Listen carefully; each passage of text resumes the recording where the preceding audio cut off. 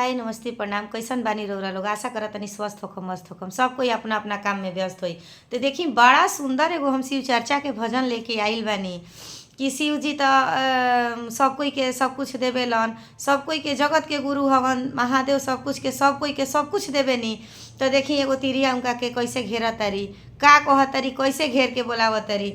तो सुनी जा हमार गीत के भाव कि अरे फूलावा लगौनी फूलावरी लगवनी आवरी लगनी फूला से जिया, फूलावा लगौनी फूलावरी लगवनी आवरी लगनी फूला से जिया। आई महादेव बैठी फूला से जिया, कहवा लगौनी अति देरिया।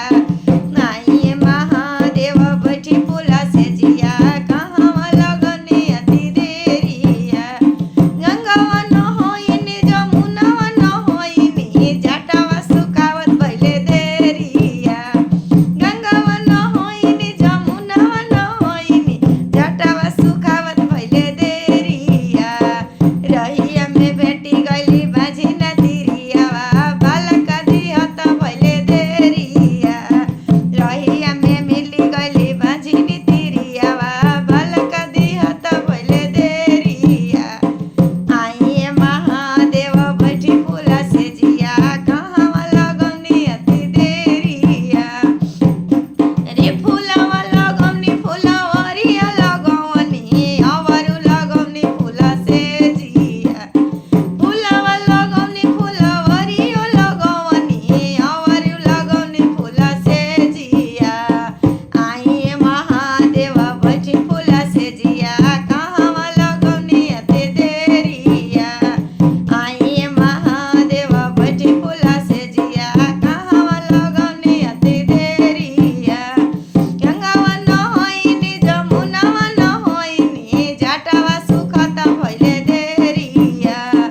गंगावा न होइनी जमुनावा न होइनी जटावा सुखत भइले देरिया। रहिया में मिली गइले निरे दतिरियावा, धन पलटवई त देरिया। रहिया में मिली गइले निरे दतिरियावा, धन पलटवत भइले देरिया। आई महादेव बैठी फूला से जिया, कहवा लगनी अति देरिया। गंगावा न होइनी जमुनावा न होइनी और सिखौनी हम जटावा। गंगावा न होइनी जमुनावा न होइनी और सुखौनी हम जटावा। रहिया में मिली गइले सबरे सेवा कवा, दया बरसावत भइले देरिया। रहिया में मिली गइले सबरे सेवा कवा रे रहिया में मिली गइले